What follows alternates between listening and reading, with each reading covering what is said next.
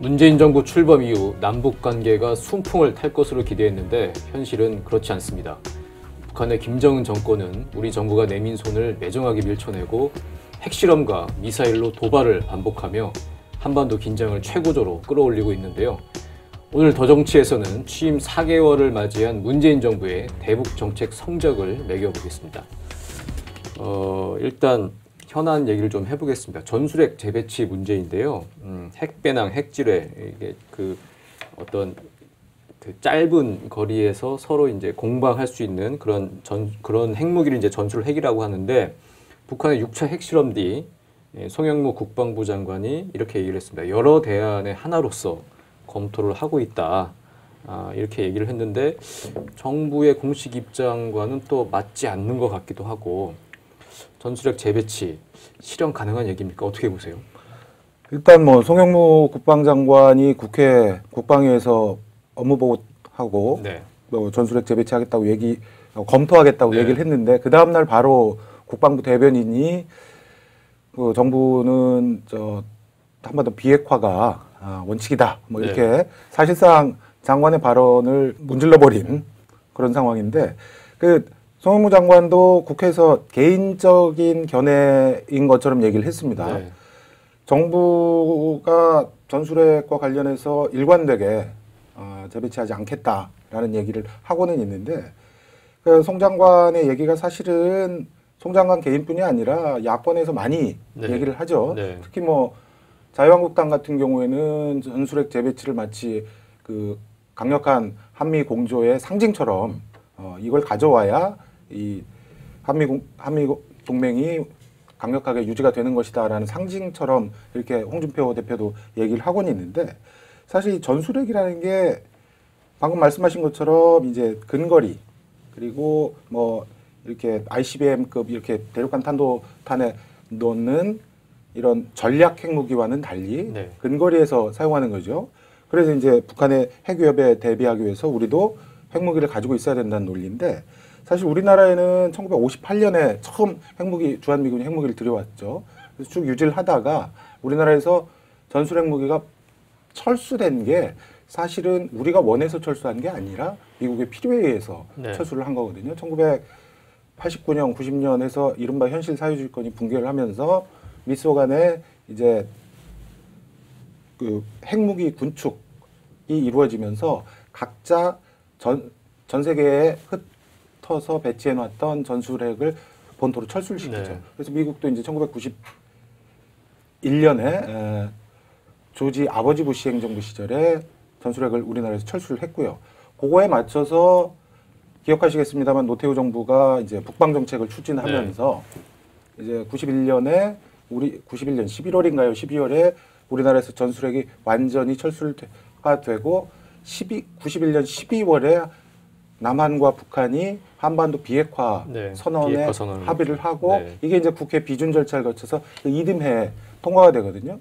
근데 비핵화 선언이 6개 항목으로 이루어져 있는데, 그 첫째 항목에 우리가 만들어도 안 되고 가져서도 안 되고 남이 주는 걸 들여와서도 안 되고 그걸 보관하고 있어도 안 되고 뭐 이런 조항들이 쭉 있습니다. 그러니까 우리가 전술핵을 들여오면 남북이 합의하고 국회가 비준했던 비핵화 선언에 위배되는 거죠. 문제는 북이 지금 핵무기를 가지고 있으니까 개발하고 있으니까 쟤들이 어겼는데 우리는 그럼 왜 바보같이 가만히 있느냐, 우리도 가져오자라는 얘기를 당연히 할 수 있을 텐데, 우리가 북한한테 비핵화하라고 요구할 수 있는 법적 근거, 논리적 근거가 바로 비핵화 선언이거든요. 근데 우리도 그걸 어기면 결과는 어떻게 되냐면 우리도 전술핵 가져오고 북은 북대로 핵을 개발하고, 그러면 남과 북이 핵으로 대치하는 그런 상황이 될 수밖에 없는 거죠. 그래서 비핵화 선언은 사실은 실효성도 없고 가능성도 없습니다. 미국에서도 대단히 우려하고 있는 상황이죠. 이제 공포의 균형이라고요. 국제 정치에서 굉장히 중요한 개념이죠. 네가 나를 공격하면 나도 너를 똑같이 공격할 수 있다. 우리 둘 다 죽는다. 이제 상호 협박이죠. 이제 핵무장론이 있고 전술핵 재배치가 있는데, 이제 핵 무장은 우리나라가 이제 수출입으로 먹고 사는 나라인데 사실상 불가능하죠. 그러니까 대안으로 미국이 가지고 있는 전술핵을 다시 우리 남한에다가 들여놔서 이제 공포의 균형을 맞추자 이런 얘기인데 뭐 국민들 정서상은 뭐 좀 약간 안심을 시키는 효과가 있을 수는 있습니다. 심리적으로. 근데 이제 그게 미국이 동의를 하겠느냐 할 리가 없다는 거고요. 남한에다 다시 전술핵을 집어넣는다는 것은 핵 확산 금지라는 국제 질서 자체가 지금 무너질 가능성이 높은 겁니다. 미국이 동의할 수 없고요. 또 사실은 우리 땅에 핵을 들여온다는 것 자체는 어떤 그 체제 간의 대결 이런 걸 떠나서 우리 민족 자체가 다시 핵의 위협 안으로 걸어 들어가는 그런 효과가 있습니다. 이거 섣불리 찬성할 수 없고요. 또 실질적으로도 이제 미국의 확인되는 정보는 아닙니다만 공해상에 떠 있는 뭐 잠수함이라든가 항공모함 이런데 이제 핵이 틀림없이 탑재되어 있는 것이고요. 핵 전쟁 같은 것이 일어난다면 미국 입장에서 거기서 쏘는 거나 남한 땅에서 뭐 전술핵 사용하는 거나 차이가 전혀 없는 겁니다. 그래서 미국이 전술핵 배치에 절대 찬성할 가능성이 없고요. 우리가 정치적으로 미국에다가 전술핵 재배치를 요구한다 이런 효과 정도는 있을 수가 있겠습니다만 실효성은 거의 없다고 보는 게 맞는 것 같습니다. 네, 실효성이 없는 어찌 보면 정치적 구호일 수도 있을 것 같은데요. 일단 지금 전술핵을 우리가 불기차게 얘기를 하고 있지만 실제로 한미 간에 오가고 있는 얘기는 다른 상당히 신무기인 것 같아요. 한미 미사일 지침을 통해 가지고 탄도 중량 500kg 미만으로 이하로 잡혀 있었던 탄도 중량이 확대 탄도 무게를 이제 늘리기로 이제 합의가 됐고, 그러면서 트럼프 대통령 트위터에서 한국이 미국으로부터 아주 정교한 군사 장비를 증가한 규모로 구매하게 허용하겠다. 상당히 이게 엄청난 인심을 쓰는 것처럼 얘기를 하고 있는데, 이게 수요와 공급이 있으면 무기를 사겠다는 사람이 더 큰 소리를 치고 그래야 되는 거 아닙니까? 이거 뭔가 좀 이상해요. 가불관계가 좀 바뀐 것 같기도 하고요.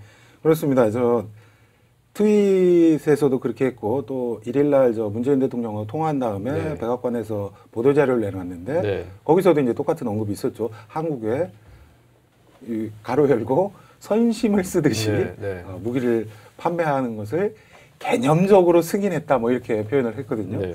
그러니까 이게 전례가 있는 것이 미사일 지침이 처음 체결된 게 1979년인데요. 이제 그 이후에 이제 몇 차례에 걸쳐서 미사일 지침이 개정이 됩니다. 예를 들면 2001년에 탄도미사일 사거리가 300km로 확대가 됩니다. 그런데 그 직후에 미국으로부터 우리가 에이테크스라는 미사일을 사요. 엄청나게 고가의 미사일인데 이게 또 사거리가 300km란 말이죠. 네. 또 2012년에도 무인기에 탑재할 수 있는 한계 중량을 500kg에서 2.5톤으로 확대를 했는데, 그때도 이제 우리가 노드롭 그룬만이라는 미국의 군수업체로부터 글로벌 호크라는 7,700억 원짜리 무인기를 사들이거든요. 그러니까 뭔가 한미 간에 제한을 풀어주면 미국에서 마치 선심을 쓰듯이 이렇게 첨단 무기를 우리가 시혜를 받는 것처럼 우리 네. 돈을 내서 사오던 이런 전례가 있기 때문에 이번에도 미사일 사거리가 이렇게 늘어나는 것이 혹시 미국산 무기를 구입하려고 사전에 어떤 양해가 돼 있는 것 아니냐, 뭐 이런 지적이 당연히 의혹이 생길 수밖에 없는 것이죠. 네. 좀 한미 관계라는 게 좀 큰 틀에서 우리가 생각을 해볼 필요가 있습니다. 미국이 뭐 트럼프라는 한 사람이 뭐 마음대로 할 수 있는 그런 나라는 아니고요. 이 한반도에 대해서 이제 미국 사람들이 생각하는 건 두 가지 시각이 있다고 봐야 될 겁니다. 미국의 어떤 금융 자본주의를 상징하는 이제 월스트리트에서는 한반도에 어느 정도 평화가 유지가 돼야 뭐 돈을 벌 수 있죠. 그 사람들이. 그 월스트리트에 이제 이해관계가 있고요. 또 반대로 한국의 한반도에 적당한 그 긴장이 높아져서 이제 무기를 좀 팔아먹어야 미국 경제가 사니까요. 이제 군산복합체 또는 이제 미국 국방부가 들어있는 펜타곤의 이해관계가 있습니다. 이 월스트리트의 이해관계하고 펜타곤의 이해관계가 가끔 교차하는 곳이 이제 한반도다. 이런 지정학적 분석이 있습니다. 우리 국내에서 미국을 과연 어떻게 바라보느냐 이런 시각도 참 중요한데요. 좀 보수 기득권층에서는 이제 미국은 천사의 나라다. 미국이 아니었으면 우리는 공산화됐다. 미국은 동맹이다. 미국이 하는 건 다 선이다. 이제 이런 시각으로 보는 사람들이 있습니다만 사실이 아니죠. 또 반대로 1980년대 주사파처럼 맹목적인 반미, 미국은 악의 상징이다. 이렇게 보는 시각도 옳은 것이 아닙니다. 미국은 미국대로 이해관계가 있는 거고요. 트럼프도 당연히 이런 북핵 위기 속에서 미국의 이해를 챙기기 위해서 미국의 영토를 위협하는 북한 핵에는 반대를 하면서 또 동시에 한반도에 이 기회에 좀 무기도 팔아먹고 또 한미 FTA 재개정 압력을 넣어서 미국 내에서 자기 좀 지지도도 이제 높여야 되고 미국에 이렇게 다양한 얼굴이 있는 거죠. 사실은 한미가 혈맹이라고 보통 얘기를 하는데 동맹이 위기에 빠졌을 때 그 위기에 이 기회에 무기를 팔아먹자 뭐 이렇게 얘기하는 건 좀 이 동맹으로서 할 짓은 아닌 것 같고요. 국회 내 대표적인 군사안보 전문가인 김종대 의원이 엊그제 이제 페이스북에 이와 관련해서 이제 좀 얘기를 하면서 어제 제가 이제 한 30분 정도 통화를 해서 오늘치에 기사를 쓰기도 했는데요. 그러니까 예를 한번 들어보면 우리가 이제 북한의 핵과 미사일에 대처하기 위해서 사드를 성주에 배치를 했단 말입니다. 그러면 사드는 아주 고각도에서 떨어지는 미사일을 상정하고 이제 방어하는 무기 체계인데 북한이 스커드 미사일 같은 걸로 낮은 각도로 예를 들면 성주 사드 포대를 공격한다면 어떻게 하겠느냐? 당연히 그럼 그 낮은 각도에 대비하는 무기 체계가 있어야죠. 패트리어트 포대를 또 수천억 원을 들여서 들여와야 되겠죠.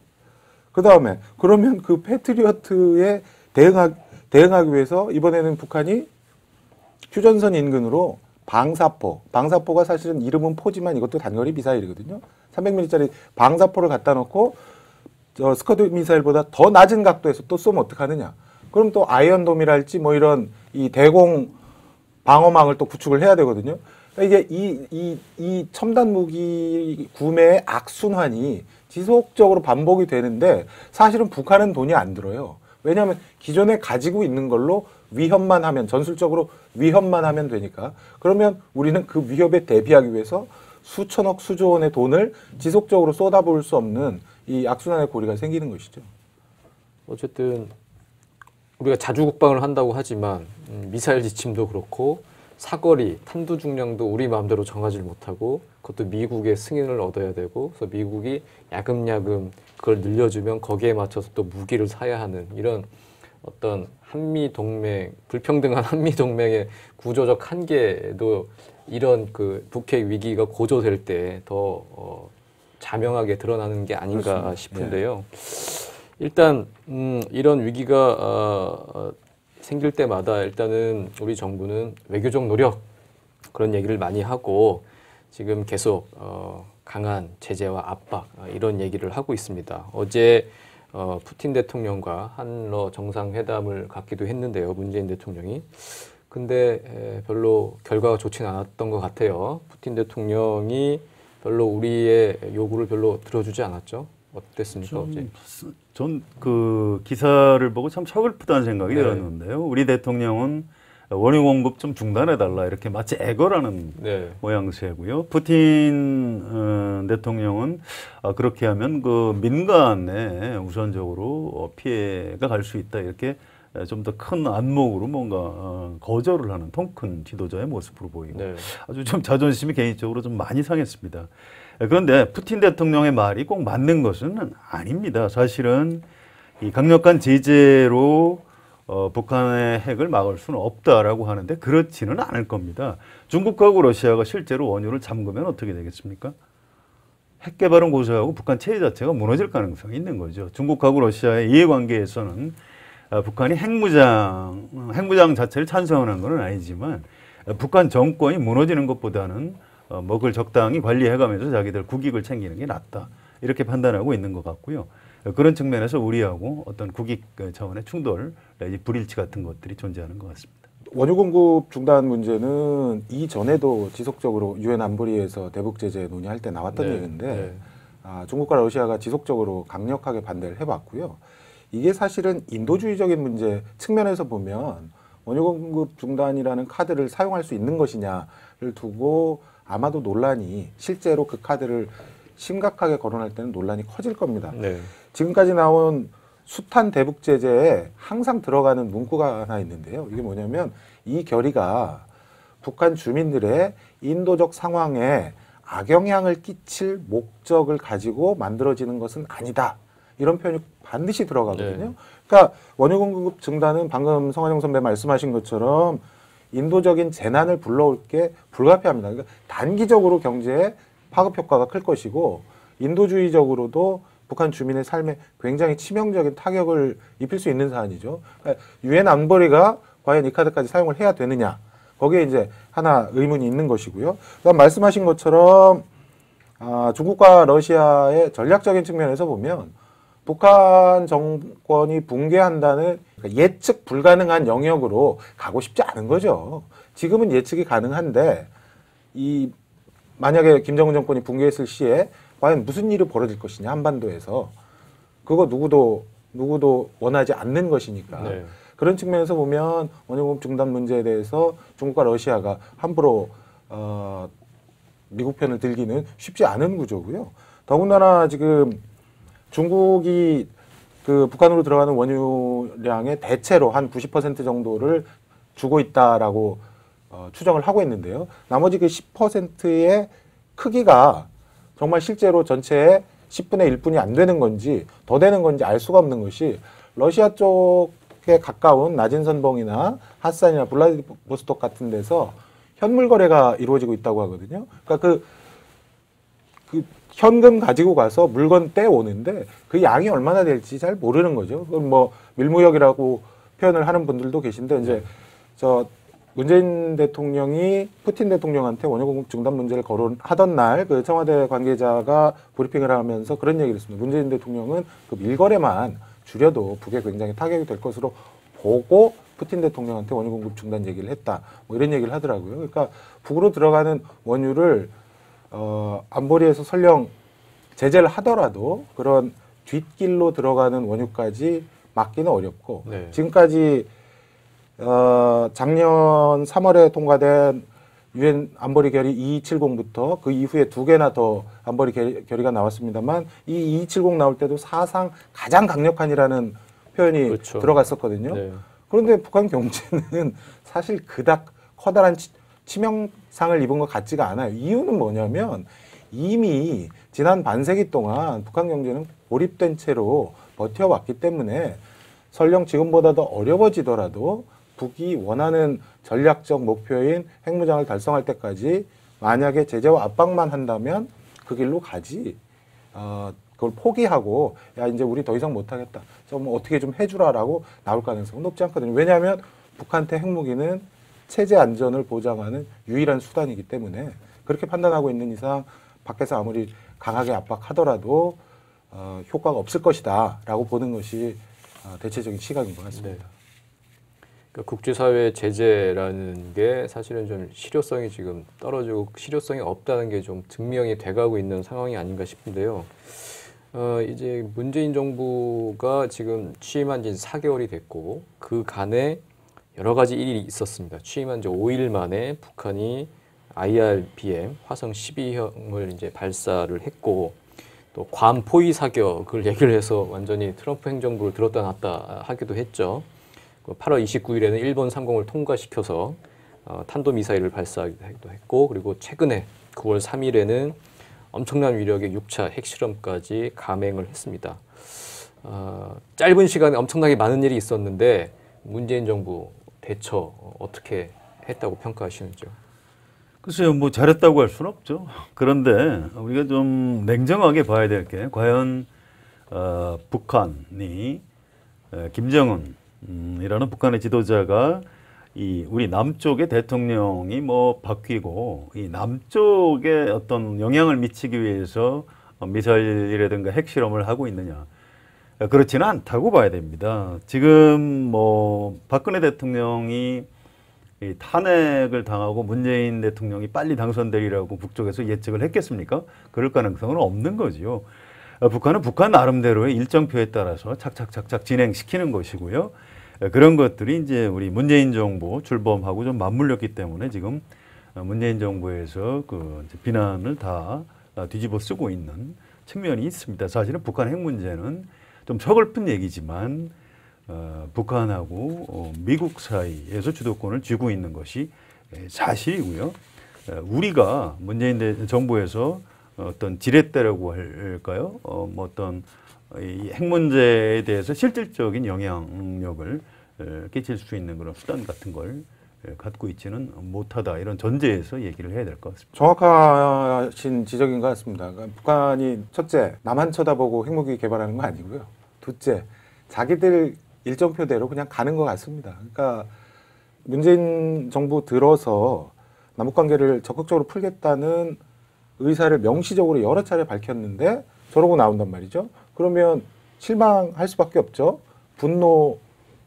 분노스럽겠죠. 그게 딱 6차 핵실험 직후에 그 문재인 대통령이 NSC 전체 회의 열어가지고 했던 말입니다. 네. 그죠? 그러니까 지금 대통령은 북한에 대해서 실망하고 분노하고 있어요. 그런데 이게 지금 대통령의 실망과 분노는 속으로 할 수는 있지만 겉으로 그게 드러내면 북에 전달되는 메시지가 되거든요. 네. 과연 슬기로운 대처 방안이었느냐. 사실은 문재인 정부가 출범하면서 기대감이 굉장히 높았죠. 지난 9년여 동안 남북관계가 아예 파탄이 났고 그와 더불어서 주변국 외교도 파탄 지경에 이르러 있었고 문재인 정부가 출범하면서 중심을 가지고 잘 해나갈 것이다. 이렇게 기대를 많이 했고 실제로 문재인 대통령이 대선 후보 시절부터 남북관계를 풀어서 이걸 지렛대 삼아서 주변국을 설득해서 북핵을 해결해 내겠다. 그리고 민족 경제 공동체를 만들어서 한계 상황에 처한 우리 경제 발전에 돌파구를 열겠다. 이게 외교안보 정책의 기조였거든요. 네. 그리고 7월 들어서 우리 대통령 독일에 가셔서 퀘르버 재단 연설 통해서 이 한반도 정책에 대한 구상도 밝히셨고요. 그 직전에 북이 대륙간 탄도미사일급 화성 14형 1차 실험을 했고 그리고 나서 7월 17일에 대통령의 퀘르버 재단 연설을 바탕으로 해서 대북 제안을 하게 됩니다. 두 가지죠. 하나는 군사당국 회담. 최소한 우리 비무장지대 주변에서 싸우지 말자. 그 얘기하려고 그 군사회담 제안했고요. 그 다음에 인도주의적인 문제에서 이산가족 상봉하자. 우리 14가 이번에 추석이 14 선언 10주년이니까 그때 우리 이산가족 상봉해서 인도주의적인 문제도 풀고 그러면서 우리 이제 남북대화 싹 열어가자. 이렇게 얘기했는데 이게 사실은 상징적인 거거든요. 그러니까 인도주의적인 문제는 정치와 상관없이 풀어나가는 것이고 그다음에 군사당국 회담이라는 것은 뭐냐면 지금 남북 간의 모든 통신 수단이 끊겨 있어서 우발적으로 교전 사태가 벌어질 가능성이 있기 때문에 그것을 막기 위한 이건 말하자면 주사제나 마찬가지로 빨리 이걸 하지 않으면 안 된다는 긴박감 때문에 또 이걸 낸 것인데 북은 반응이 없었어요. 네. 지속적으로 도발을 해왔고 왜 이런 일이 생겼을까? 전문가들은 크게 두 가지 지적하는데요. 하나는 북의 경제 상황. 북의 경제 상황이 남북 관계를 풀어나가던 1990년대 말 2000년대 초반 상황하고는 좀 달라졌다고 네. 하거든요. 그때만 해도 이른바 잘 아시다시피 1990년대 중반에 북에 대량 아사 사태가 있었고 그래서 그걸 김정일 위원장이 고난의 행군 시기라고 불렀거든요. 그 고난의 행군 시기를 막 빠져나온 북한이 남한과 손을 잡고 경제적인 인도적인 지원을 받을 필요가 대단히 높았는데 지금은 딱히 그 정도 상황까지는 아니라는 거죠.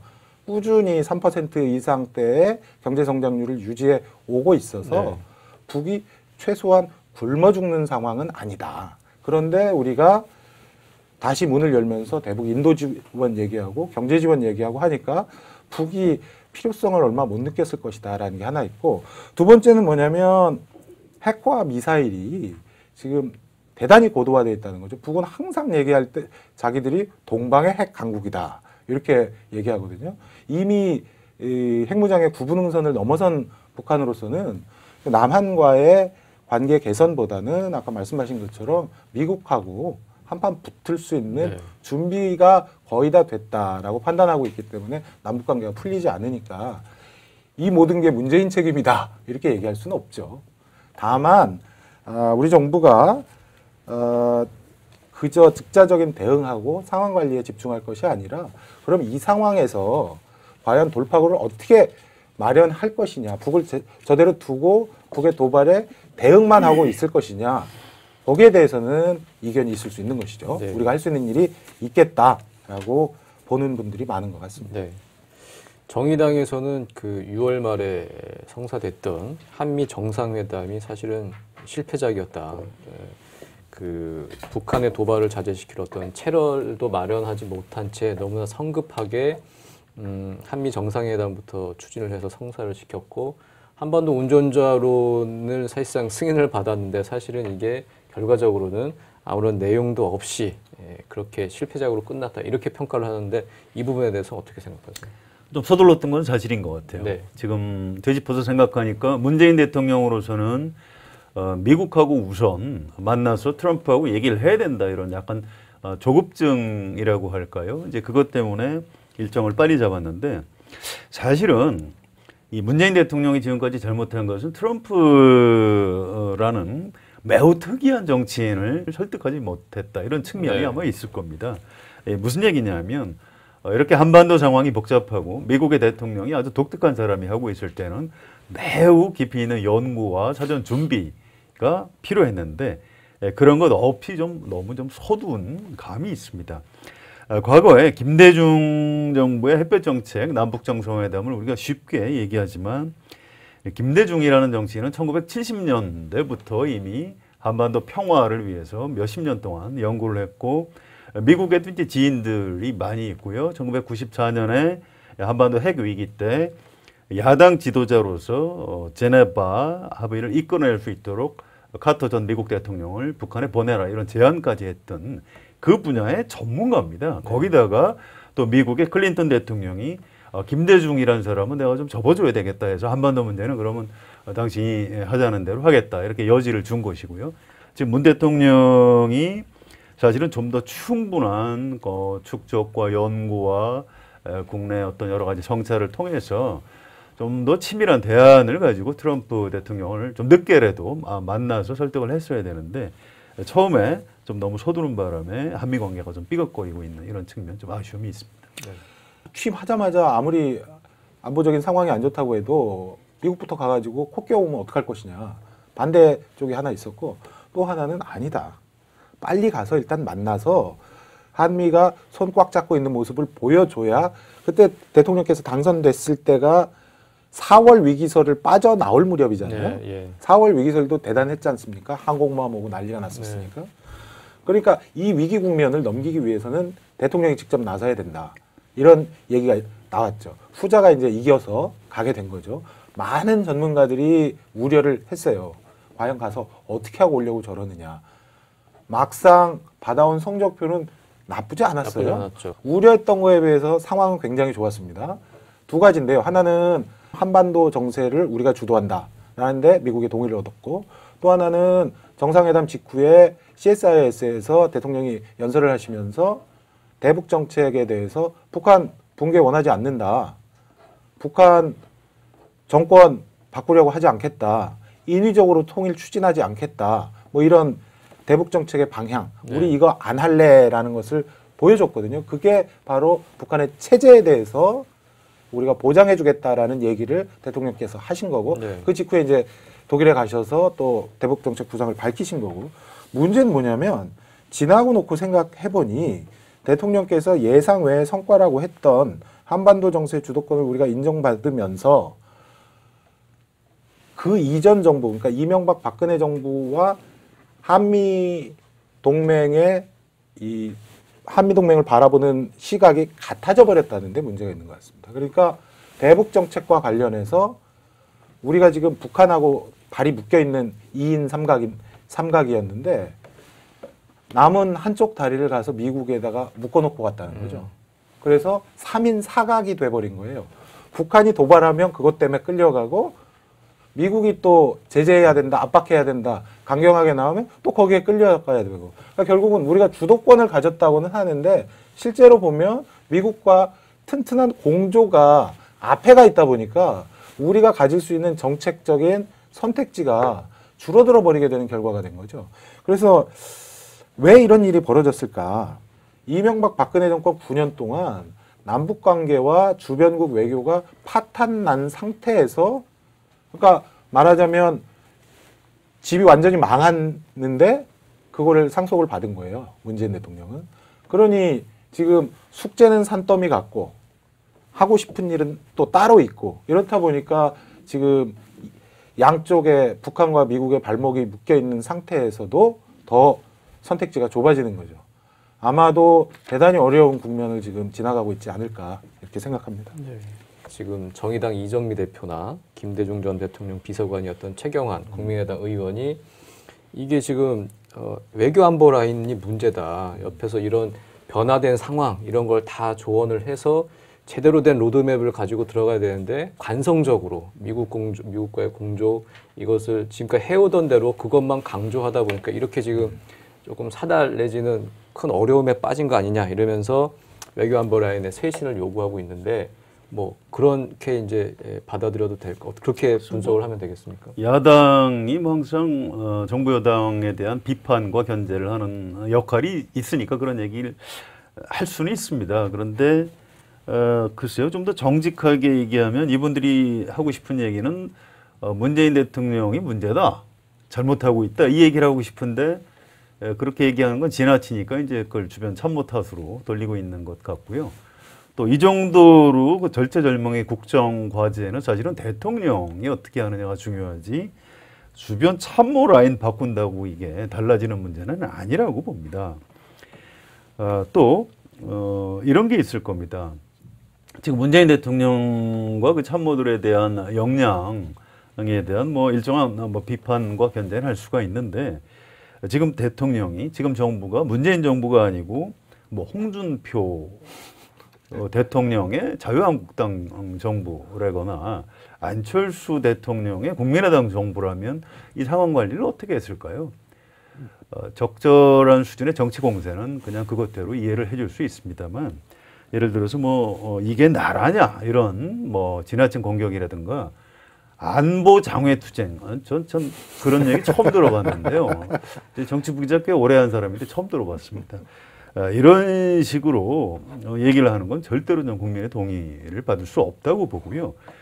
그나마 노무현 정부의 청와대에서 4강 외교, 한반도 문제, 또 남북 관계에 대해서 좀 지켜보고 같이 개입했던 사람이 문재인이라는 정치인이고 그 사람이 이제 대통령이 된 겁니다. 좀 역부족인 건 사실이고요.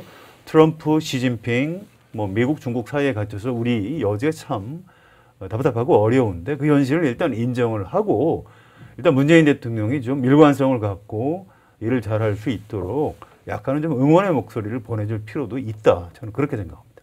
문재인 대통령이 문제인데 그걸 얘기하기가 어려우니까 참모들에 대해서 비판하고 있는 것 아니냐에 대해서는 저는 조금 생각이 다른데요. 대선 기간에도 이제 저 외교안보 캠프에 관여하고 계신 분들 이렇게 얘기를 들어보면 사실은 지난 대선 때 기억하시겠습니다만 문재인 대통령이 외교안보 분야에서 굉장히 뭐라고 할까요? 강경한 태도를 보였거든요. 북에 대해서도 마찬가지고 사드에 대해서도 명시적으로 안 하겠다, 안 하가지고 결국은 이제 사드가 배치가 돼버렸습니다만, 그러니까 외교안보 분야에서 대단히 보수적인 톤을 유지를 했어요. 그래서 사실은 공약적으로 보면 세 사람이 큰 차이가 없어 보인다 할 정도로 굉장히 몸을 낮췄거든요. 그런데 집권하고 나서는 좀 이제 톤이 바뀌기 시작했죠. 톤은 바뀌었는데 내용은 많이 안 바뀌는 것 같습니다. 무슨 얘기냐면 가장 중요한 게 한미동맹 문제인데 사실은 한미동맹이라는 게 우리 사회에서는 어떤 종교의 반열에 올라 있는 수준이잖아요. 특히 자유한국당 의원들을 보면 맹신도들이 들로 보이는데, 그러니까 이게 종교적인 어떤 반열에 올라가 있으면서 이걸 건드리는 것 자체가 터부예요. 그러니까 이게 절묘하게 국내 정치에 묶여 있는 부분이어서 이 북한 문제나 외교안보 정책 자체가 국내 정치적인 폭발력이 대단히 높은 분야거든요. 그러니까 문재인 정부로서도 어떻게 이 위기 국면에서 어떻게 다르게 한꺼번에 바꿔나가기는 한계가 있는 게 명확합니다. 네. 두 번째 지적하고 싶은 거는 사실은 참모진 진용에 문제가 있다. 애초에는 지금 국정원장에 가 있는 이 서훈 원장이 문재인 대통령의 외교안보 정책에 좌장격 노릇을 하면서 대선을 치렀거든요. 당연히 정상회담 경험도 있는 서훈 원장이 국가안보실장이 됐으면 지금보다 좀 나았겠죠. 근데 어떻게 하다 보니 국정원장으로 갔고, 그 다음에 문재인 대통령과 철학을 공유하고 있는 이 외교안보 라인에 있는 분들이 청와대 국가안보실에 많이 들어가질 못했어요. 그러니까 지금 안보실이 대체로 한 명의 실장과 2명의 차장과 8명의 비서관을 포함해서 한 80여 명 된다고 해요. 안보실 인원이 적지 않죠. 그런데 그 안에 외부에서 들어간 사람이 10% 남짓이라고 합니다. 나머지는 다 뭐 공무원들 표현으로 늘공, 직업 공무원들인 거죠. 그러니까 직업 공무원들은 정책이 결정이 되면 그것을 이행해 나가는 능력은 탁월하지만 새로운 정책을 입안해서 현상을 돌파해 나가는 능력은 생각보다 떨어집니다. 왜냐하면 위계 서열 속에서 정책 집행 능력을 주로 키워 나가기 때문에. 그래서 밖에서 들어가서 비전과 철학을 대통령과 공유하는 전문가 집단이 정책을 만들어내고 그것을 직업 공무원들이 집행해 나가도록 만들어야 된다. 이런 얘기가 나오는데 지금까지로 보면 아직은 안보실이 이 작금의 위기 상황에서 어떤 돌파구를 마련해내지 못하고 있는 것은 사실인 것 같습니다. 예를 들면 이 청와대 사정에 밝은 안보 전문가 한 분을 최근에 만났는데 이런 일화를 전해주시더라고요. 그 북의 도발이 계속되면서 대통령께서 이제 안보실에 왜 맨날 의전하고 스케줄만 들고 오느냐, 이 문제를 돌파해 나갈 비전을 가지고 와라, 정책을 가지고 와라, 이렇게 질책을 했답니다. 그래서 그 다음 회의에 안보실에서 뭘 들고 왔대요? 다시 의전과 스케줄만 들고 왔다는 거예요. 그래서 이 정도로 지금 상황이 좋지 않다라는 얘기가 계속 들려오고 있습니다. 그러니까 사실 안보실의 인적 구조라는 게 대부분의 직업 외교관과 일부 군 출신 인사들이 들어가 있는 상황이니까 북에 대해서 아는 사람이 많지도 않습니다. 네. 북한의 6차 핵실험으로 제재 일변도로는 아무런 변화도 가져올 수 없다는 얘기들이 이제 많이 나오고 있는데 문재인 대통령은 강도 높은 제재를 계속 얘기하고 있습니다. 제재의 강도가 높아질수록 한반도의 위기는 더 가중될 것 같은데 지금까지의 관성적인 대북 정책으로는 불안한 상황을 관리할 수 없을 것 같습니다. 평화를 담보할 수 있는 과감하고 대담한 전환이 필요한 때입니다. 더정치 오늘은 여기까지입니다. 감사합니다.